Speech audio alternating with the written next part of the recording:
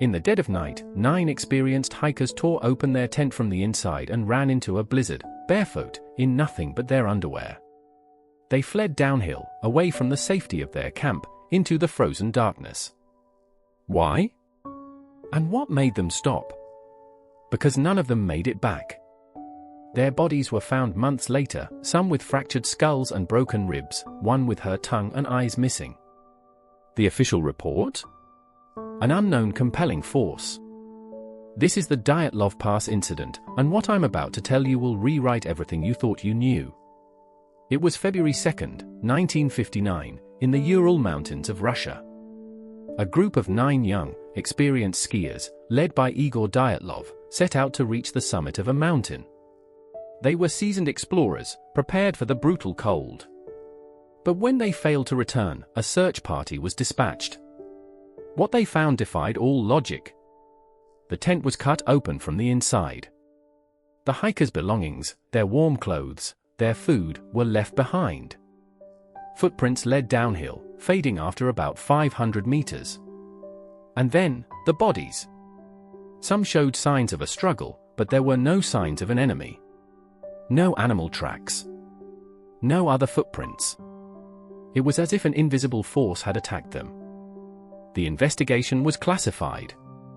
The official cause of death was hypothermia, but the evidence screamed otherwise. One hiker had a cracked skull, another had internal injuries without external wounds, and radiation was found on their clothes. The case was closed, and the files were sealed. For decades, theories abounded: an avalanche, a secret weapons test, a Yeti, UFOs. But none of them fit the evidence. Until now. Recently, a team of scientists re-examined the case using modern forensic techniques. And they discovered something shocking.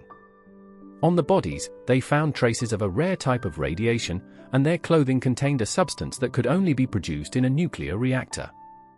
The official story said they died of hypothermia, but the physical trauma suggests a massive explosion, an air blast strong enough to crush their ribs and skulls. But if it was an explosion, why didn't the search party find any debris? Unless the explosion was so powerful that it vaporized the source, leaving no trace. And what about the orange spheres witnessed by other travelers that night? They were glowing, floating in the sky. Some said they were a missile test. But the military denied it. Here's the twist.